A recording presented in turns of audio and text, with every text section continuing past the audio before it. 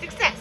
I finally got some GCMS results that meet my standards, and so now it's time to prepare some more standards. And so basically we're trying to look inside these bacteria to see what metabolites are present. So we're looking at things like citrate, we're looking at glutamate, malate, oxaloacetate, hopefully, citrate, all these various things. And so we need to know where to expect to find them, because GCMS gives us a bunch of data and it's really, really cool, and it looks really, really messy, and we want to figure out where in that mess is the stuff that we really care about.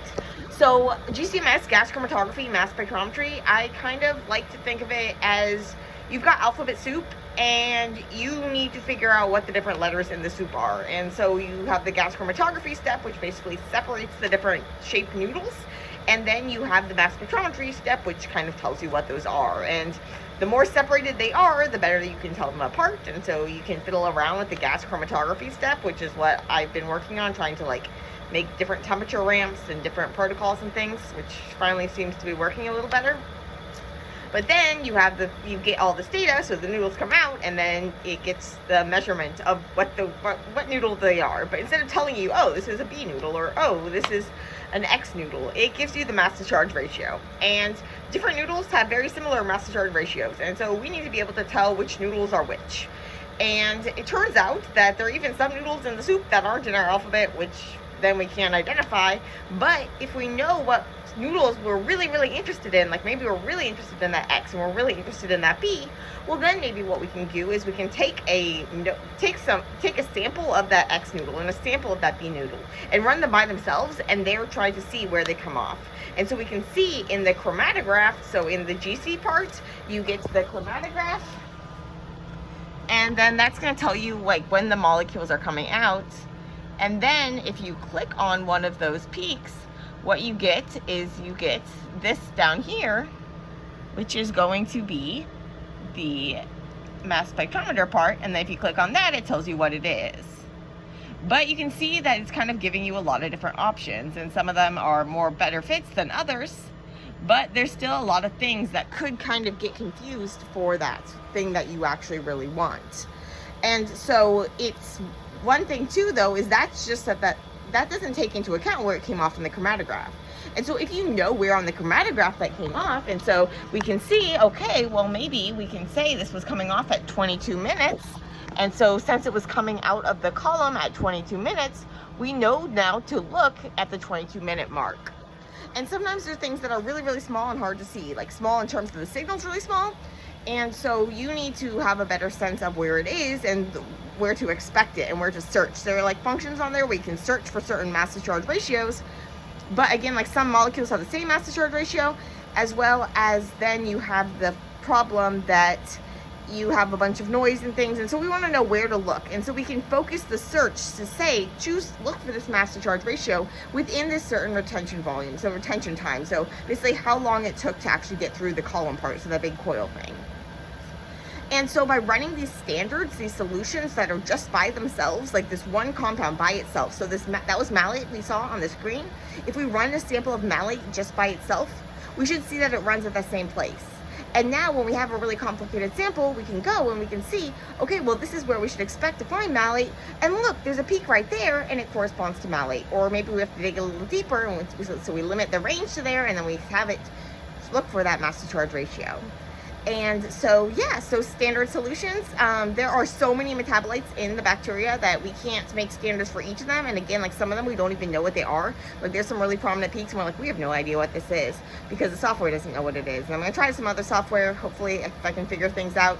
But there's still metabolites that bacteria are making, their products bacteria make, that we have no idea what are, which is really, really fascinating, but it's not something that we're gonna be able to just tease apart. But we will get a piece of information about them based on the GCMS. So the standard solution, so I'm making the ones both like standards that we're interested in. So I basically weighed out small amounts of the standards we're interested in, and I'm derivatizing them now to make them more volatile, so they'll actually vaporize and go through the gas chromatography part. And then I also have the internal standards, and so the internal standards, these are important too. So when we collected our sample, we basically spiked them with norvaline and ribitol, also known as aldonitol. It's got a lot of different names, but we basically spiked our samples with it. So we put in a known quantity of that, And now when that was collected at this time when we were extracting our samples. And so now we can normalize the signals that we get to those so that we can take into account if we had different, like we lost liquid along the way or something, it'll all be normalized to those internal standards that we have. And it also is a good quality control check to make sure that you can see those standards on your GCMS.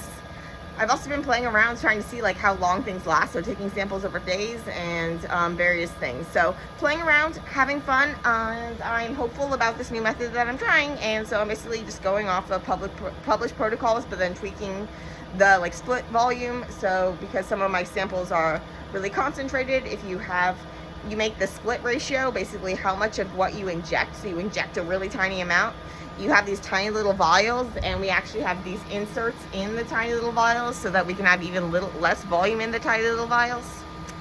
And so the needle is only going to take like a microliter or 2 microliters, and then it typically only puts, if you do split, it only puts a tiny amount of that actually onto the column. And so this way you don't overload your detector, and you don't get broad peaks, and you don't damage your instrument. And so you can have these detector ratios that may be 1 to 10, 1 to 20.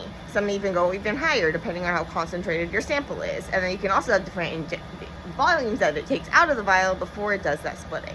So there are a lot of different things that you can play around with. And so that's what I've been doing. And also the oven temperature. So basically as the molecules heat up, they will vaporize, and it takes more heat to get molecules to vaporize if they're really stuck together. And so polar molecules say, which is why we need to derivatize them, but then they still have different properties that make them have different boiling points. And so by gradually increasing the temperature using a ramp temperature, well, then you're able to like increase the oven gradually. Now the molecules that are more volatile, have a lower boiling point, will come off first. So your solvents and stuff come off right away, and you like bypass that. Like I don't even want to look at that. So you have that solvent delay where it's not even going to collect the solvent. And now the really volatile stuff's coming off. And then the less volatile stuff will come off. It still needs to be volatile, so that's why we had to do the derivatization, because you need it to be a gas in order to go through the column. So the column is basically this big tube, and inside the tube is kind of like coated with a liquidy wall. And so the mobile phase, our helium, the gas is going to drive the molecules that we get into the gas phase through that big loop. It's going to interact with the loop, and then it's going to come out and get ionized, so it gets charged and go to the mass charge ratio detector thingamabob.